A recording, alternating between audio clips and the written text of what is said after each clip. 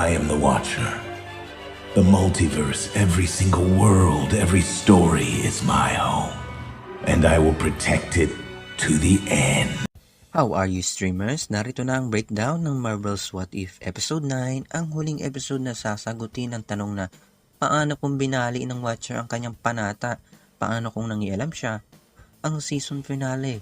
As always, napakaraming natatagong detalye dito at Easter eggs na maaaring hindi mo napansin. Without further ado, simulan na natin.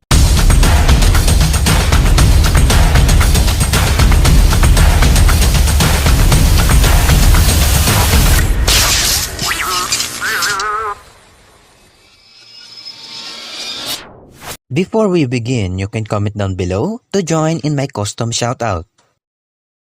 Nagbabalik si Captain Carter sa kasalukuyan matapos ang ending ng episode 1 at ginagawa ang ilang misyon na ginawa rin ni Steve Rogers sa pelikula. Narito rin si Natasha, maiksi rin ang buhok niya, at habang nakikipaglaban si Carter, nakita niya si Uatu, the Watcher. At dito nag-umpisa ang pagbubuo ni Uatu ng grupo upang iligtas ang multiverse, gaya ng ginawa niya sa comics. At napunta tayo dito sa Missouri ng episode 2, narito si Ego, hinihigop ang natatagong enerhiya ni Peter Quill, gaya ng ginawa niya sa pelikula. Dumating naman sila T'Challa upang iligtas si Peter. At napunta tayo dito sa Nidavellir, ang lugar kung saan nandoon si E3, at doon natin nakita sila Gamora, na dala ang double blade sword ni Thanos, at si Tony Stark suot ang Hulkbuster armor. Alam niyo ba na ang eksenang ito ay mula sa hindi na i-release na episode ng Season 1? Imbis na i-delete nila, inireserba na lang ito para sa Season 2. Na-delay ito dahil sa COVID impact. Pinili rin ni Uatu si Gamora at hindi si Tony. At napunta naman tayo dito kay Zuri at Pepper Potts ng episode 6 at pinili ni Uatu si Killmonger. Tandaan, alam ng The Watcher na masama si Killmonger, pero alam naman natin na may plano siya. Pinuntahan rin ni Uatu si Thor sa Las Vegas. Pinili rin siya kahit walang kaalam-alam si Thor. At nagsama-sama ang mga pinili ni Uatu at ipiniliwanag kung bakit sila napili. Napili sila dahil gusto ng The Watcher ng hindi lang isa, kundi maraming lalaban na kakayanin ang pag-uugali ni Ultron.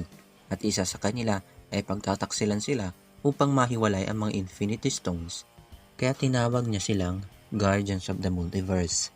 Piniliwanag naman ni Strange ang Infinity Stones, tulad rin ng ginawa ni Wong sa pelikula. Pansin natin na laging dala ng Killmonger itong ulo ng Ultron Sentry, na dala ni Thor. At ito ang mga gamit niya para agawin ang Infinity Stones maya-maya. At inilabas ni Gamora ang Infinity Crusher para durugin ang mga Infinity Stones. Bago nila harapin si Ultron, binigyan ni Doctor Strange ng protection spell ang bawat isa. Hanggang sa dumating si Ultron, ginamit ni Strange ang kanyang duplicate spell para paramihin ang Mjolnir. Makikita natin si T'Challa na binabahan si Ultron at sikretong kinuha ang isang Infinity Stone. Binuksan naman ni Strange ang isang portal kung saan naroroon ang mga zombies at doon kinaharap ni Ultron ang zombie Wanda. Bumalik naman sila Strange, T'Challa at Thor sa lugar kung saan galing si Ultron para basagin ang Soul Stone. At doon nila nakaharap si Natasha. At sinubukang kausapin ni Carter si Natasha na sila ay magkakampi. Dito na binigyan tayo ng sunod-sunod na aksyon. Ginamit naman ni Ultron ang Time Stone para pabagalin sila. Kinontra naman ni Strange ito gamit ang sarili niyang Time Stone. Nahuli nila si Ultron at ginamit ang Infinity Crusher pero hindi ito tumalab dahil ang Infinity Crusher ay kayang durugin lang ang Infinity Stone kung saang mundo ito galing. Ginamit ni Natasha ang Flash Drive Arrow na laman si Zola from episode 8 hanggang sa harapin ni Ultron ang Zola algorithm. Patay na si Ultron at dito na pinagtaksilan sila ni Killmonger sa pamamagitan ng pag-agaw sa Infinity Stones at nagharap si Zola at Killmonger para sa Infinity Stones at ikinulong ni Strange ang dalawa sa Pocket Dimension. Matapos ang lahat ng iyon, bumalik na ang bawat isa sa kanilang mundo habang si Natasha ay dinala ni Uatu sa episode 3 kung saan naubos ang Avengers dahil kay Hank Pym. At sinabi ni Uatu na ang bawat istorya ay kanyang tahanan at poproteksyonan niya ito hanggang sa huli.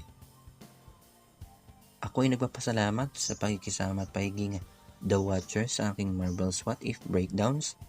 Support my channel by hitting that subscribe button, like and share. You can check my other videos. Again, thank you so much. I'll see you streamers on the next one.